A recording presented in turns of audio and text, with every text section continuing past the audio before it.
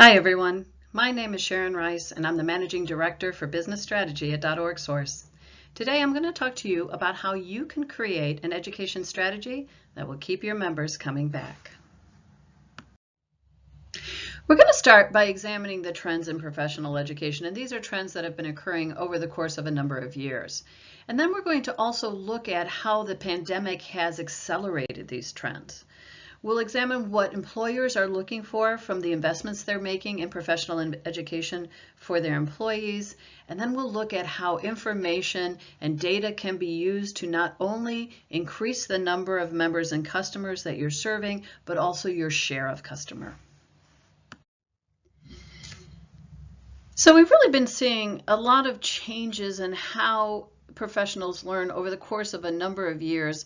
And one of those most important trends is related to the difference between learning and skilling. In a 2019 study that Harvard Business School did, it really took a look at what the motivation is for making this transition. And if you think about standard association programs, they're heavily learning based, which means that there's a transfer of knowledge. The thing that we're measuring is the retention of that knowledge, not necessarily the application.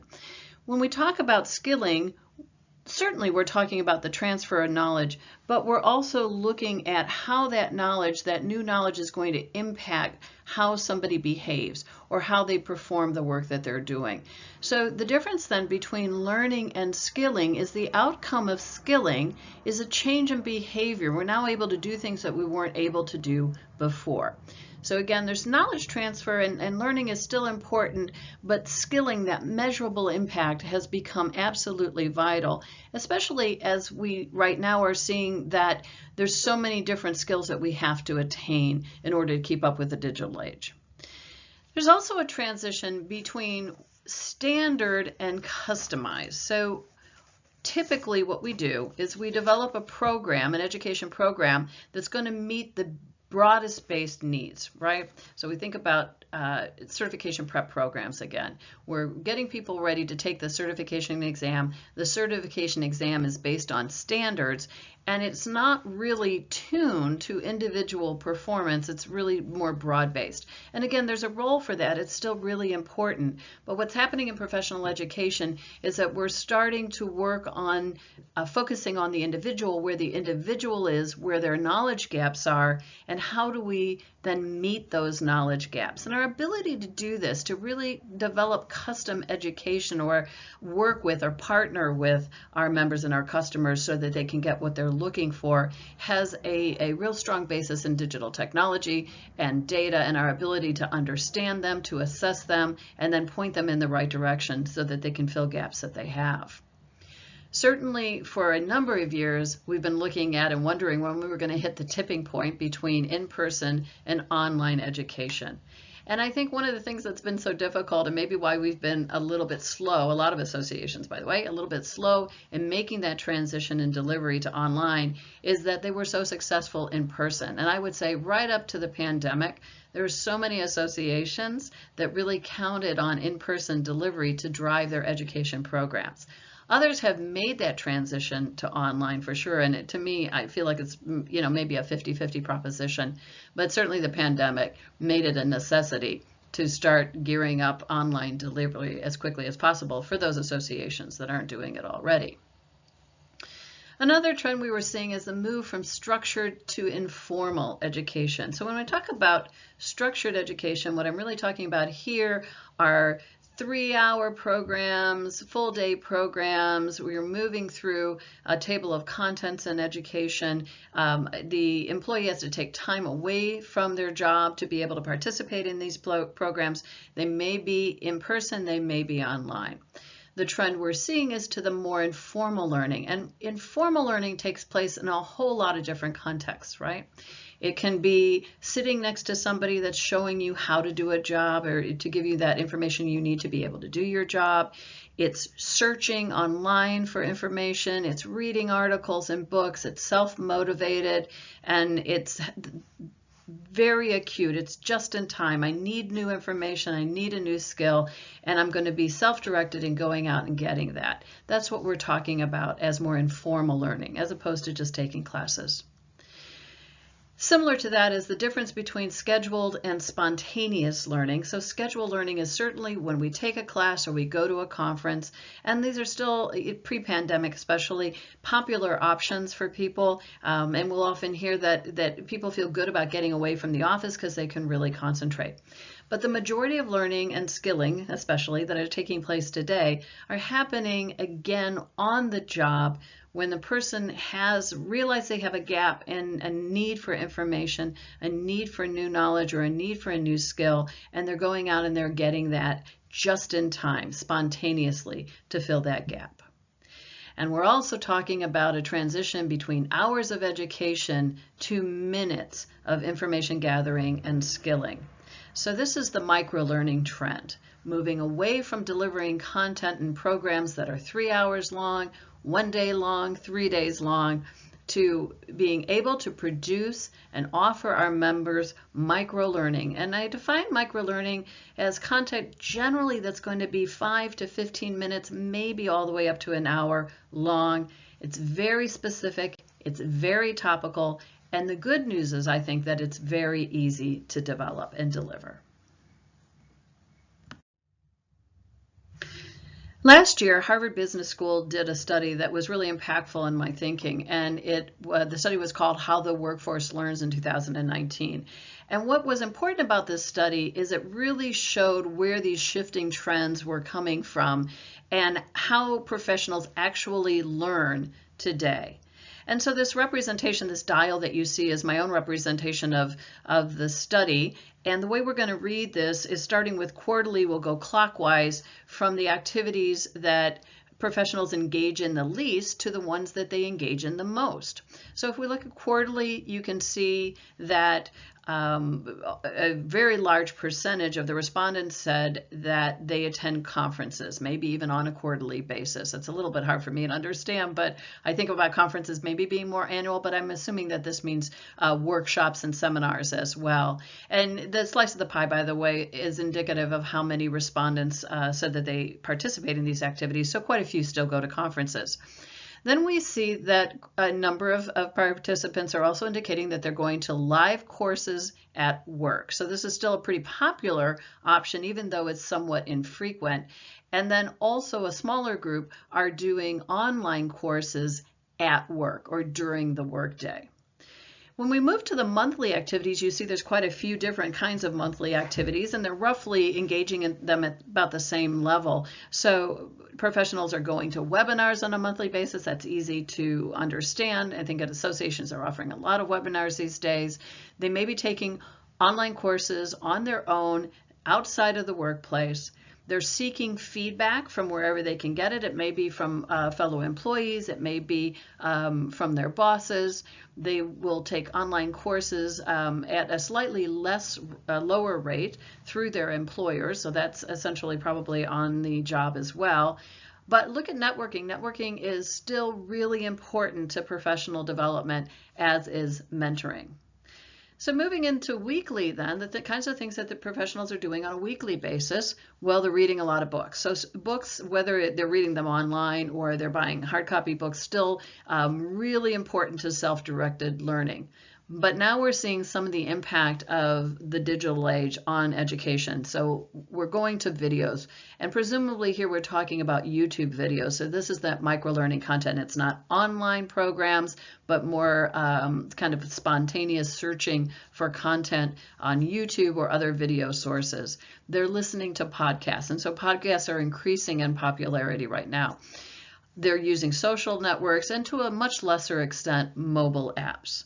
And then finally, on a daily basis, professionals are engaged in a lot of search activities. So Google Chrome becomes maybe that primary way that they're accessing content, or Internet Explorer, Bing, whatever they're using. And they're searching for and getting content as they need it just in time, and reading a lot of articles online.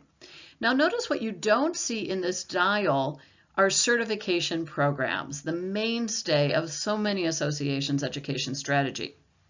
Well, the reason you don't see certifications is twofold. Number one is that professionals don't engage in certification on a regular basis. Now, maintenance, yes, and that's included in the activities or on the dial, but they don't go after certification after certification after certification program, right? It's rather limited. And if they do, they probably are only doing it on an infrequent basis.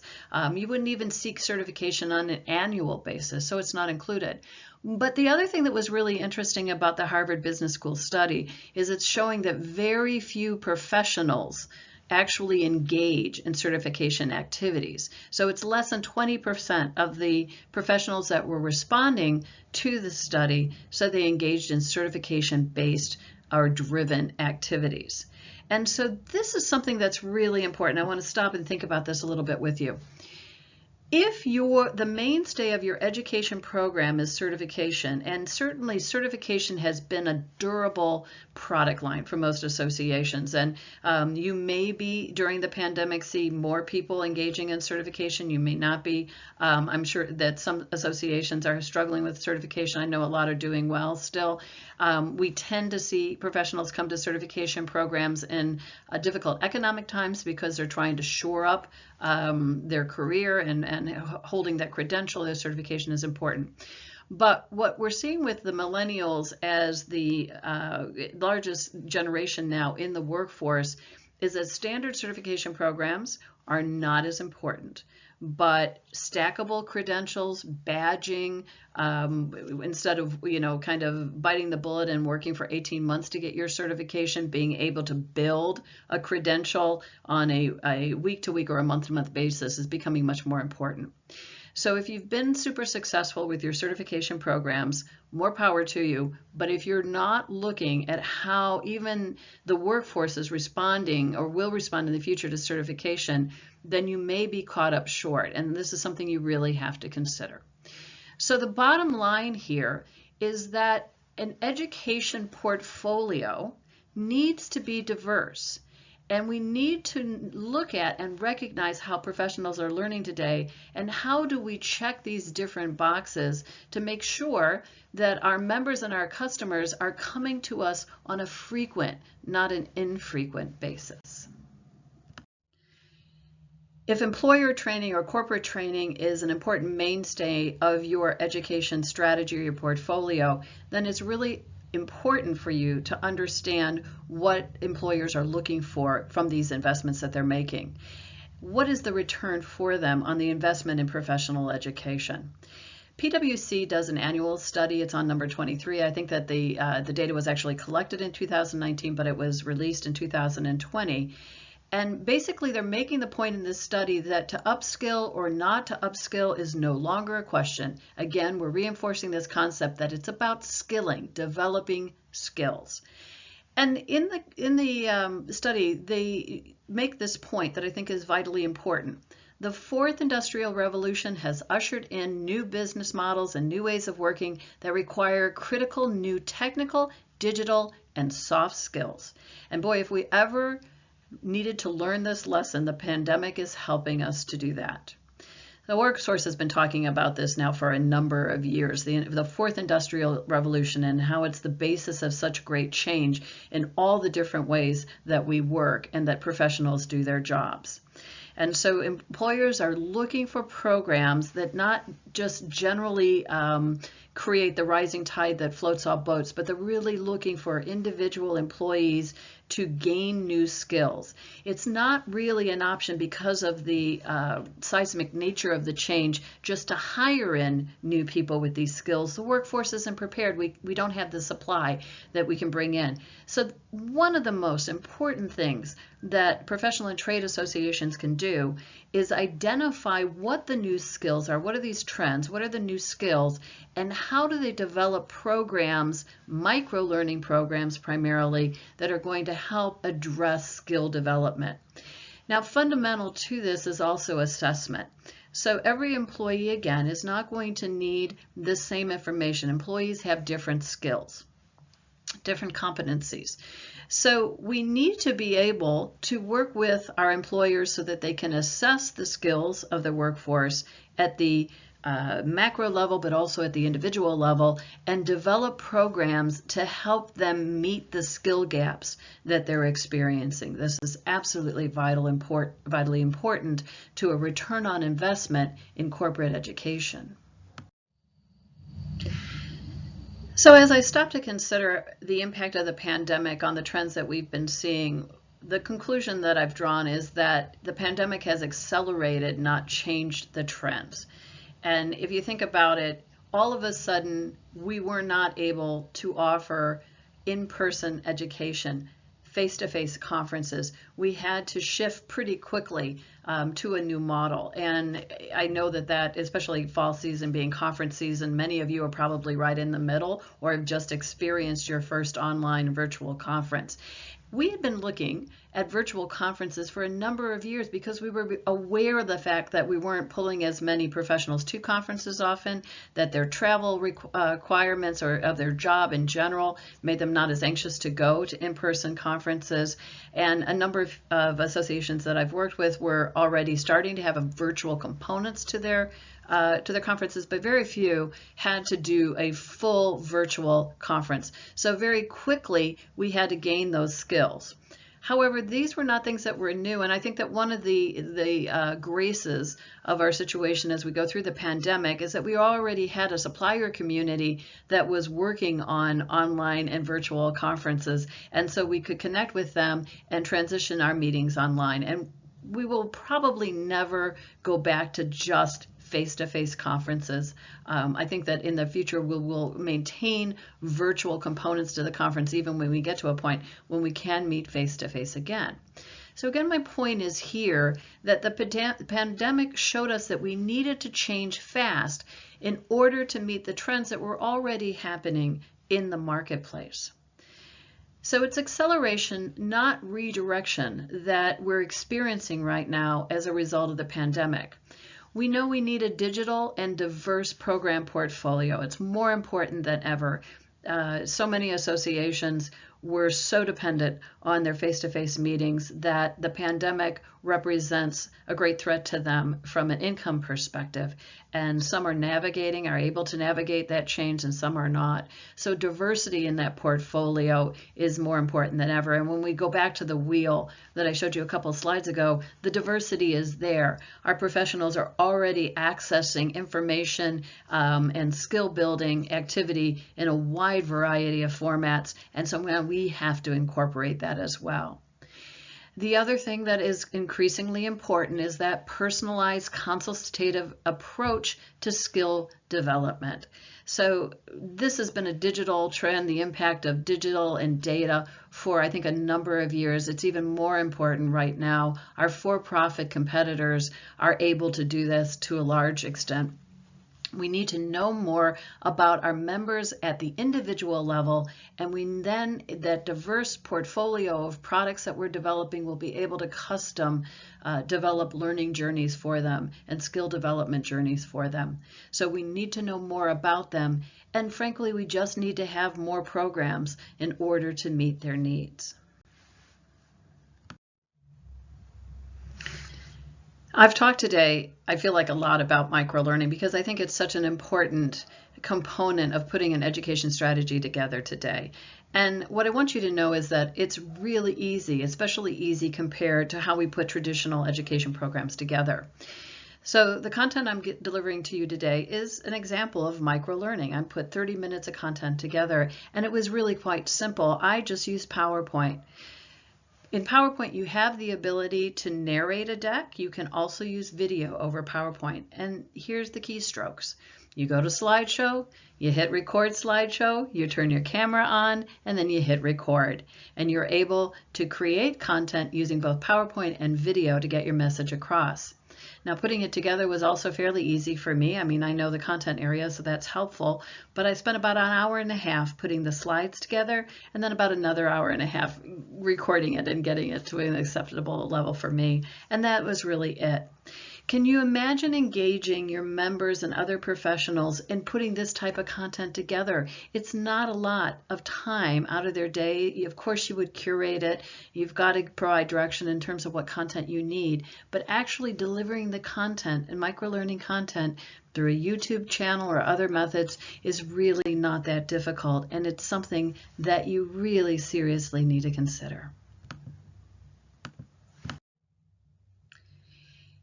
If knowledge is power, then what do you need to know to be able to create an education strategy that's going to meet the needs of your customers and your members today and tomorrow? Well, it starts with understanding what skills and competencies they need to have to be able to sustain their careers. So let's use the certification model and kind of compare and contrast to that. When we're putting together a certification program, what we're really trying to discern is what are the standards in knowledge and behavior that a professional needs to do the job today. And we go through a process of a job task analysis. So it's a type of a survey. We hire a psychometrician. They help us put together the content of the exam based on these standards in knowledge and skills. What's different here in terms of putting together a more broad-based competency framework is that we're not going to look at just the standards that exist today in the marketplace, but we're going to look beyond. What we're going to try to do is anticipate the skills that the workforce is going to need en masse and at the individual level to be able to sustain those careers.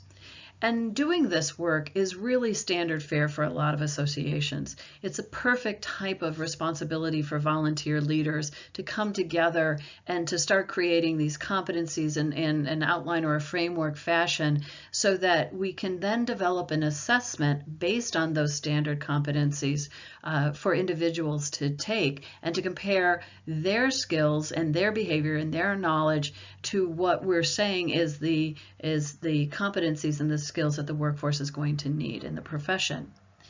So the first step, again, putting that competency framework together. The second step then, a very important step obviously, is putting an assessment together. And putting an assessment survey, there are a number of associations that are doing this. The first association that I remember doing this was the American Institute of Architects. And they put together, again, a competency framework, and this was way back in the early 2000s. And they would have their members then take the survey so they could compare their skills and their behaviors and their knowledge at that point against these competencies.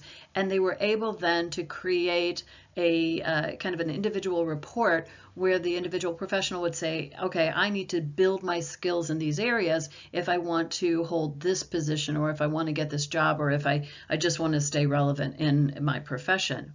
So turning those competency frameworks into an assessment is absolutely key. And this can be done again in relationship to a researcher or a psychometrician helping you put that survey together. There are a number of platforms that you can use to deliver the assessment. I often, when I'm talking to people about this, compare it to Strength Finders. If you've ever taken a Strength Finders assessment, think about it that way, that you take the assessment, you get a report back, it gives you useful information. Now, if the association is really going to continue to extend its value, it can offer this assessment not only at the individual level, but also to corporations as well, so the corporation can assess their workforce. And you can take the assessment year over year to see how you're advancing, again, both at the individual and the corporate level. But if your association doesn't have enough programming or content to be able then to help the individual or the corporation to fill these gaps, you're going to be caught up short. So the wonderful thing about doing the assessments is it's giving not only your members and your customers data, but it's giving you data as well.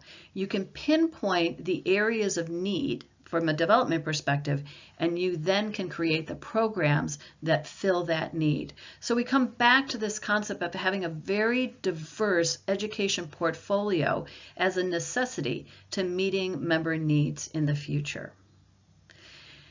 Now, a lot of things are changing for our professionals today. And I mentioned that I think that the pandemic is accelerating, not redirecting, changes that were already taking place or the trends that were already taking place. But I do think It's such a seismic event in our economy and in our work lives that if you haven't already checked in with your professionals and talked to them about what's changing, how do they perceive their world, the professional work and world changing today, you need to do that.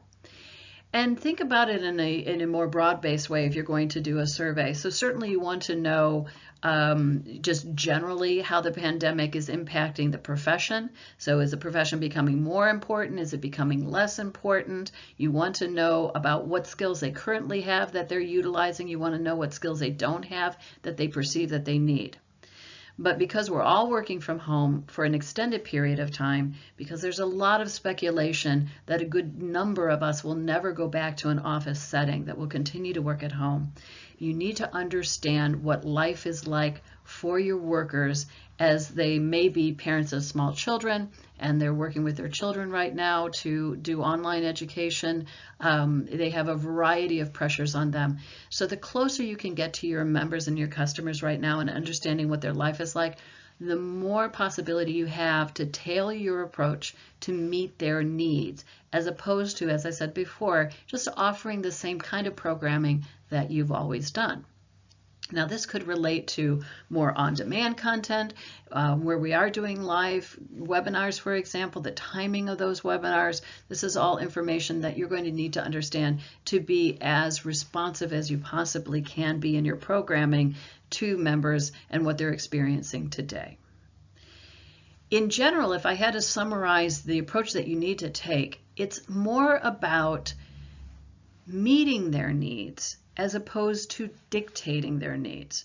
So when we take a one-size-fits-all approach, we're basically asking the customer to conform to us. But what we have to do is have enough diversity and enough variety in program, enough understanding of our members and our customers at an individual level to be able to tailor an approach that works for them. And if we're able to do that, we're going to sustain relationships with these members and customers for years to come. My perception is that the association community is really at a crossroads. Things have been changing for the last decade. These trends that we're seeing didn't come out of nowhere. It's been a process, and it's been an accelerating process all along, and certainly the pandemic has put fuel to that acceleration. And so we're at a point where we really need to do something. I love this quote from Theodore Roosevelt because he acknowledges that we've got choices. In a moment of decision, the best thing you can do is the right thing. The next best thing you can do is the wrong thing, and the worst thing you can do is nothing. We have to choose to do something. We simply can't put it off. The good news is it's not as difficult as it may feel or as overwhelming as it may feel to put together an education strategy if we look at it as a process. And that process begins with looking at what we already know about our members and our customers. Every association is a warehouse of data about members and customers. And I often find when we as consultants come in and we're doing an education assessment and we start asking for information, that staff members are surprised at how much of that information they actually have. It might be transactional data, it might be behavioral data, it might be demographic, certainly information, or psychographic information, but associations are warehouses of data. So start by opening up your own closets and looking what you've got to wear. The second thing then you're going to want to do is look at where the gaps in data are and create a plan to fill those gaps. And filling those gaps might involve a survey, certainly. It might involve focus groups or maybe even just interviewing leaders. But you need to bring your data up to date and you need to get some insight and some direction from that. Once you have this information and you've studied this information, then you're going to be able to assess your current education portfolio against these needs and these desires that you've pulled out of the data. And it's really just going program by program. Is the delivery on point? Is the content on point? Is the audience on point? What do we need to do to improve our current programs? as important is what do we need to do to create new programs that are going to meet the needs of our members now and in the future. Once you've done that assessment, you can then just simply develop a strategy for improvement. Develop a plan to fill the gaps in your programming so that your education program really does keep your members coming back year after year after year. I want to thank you so much for allowing me to spend some time with you today and share my ideas about putting together an education strategy that'll keep your members coming back.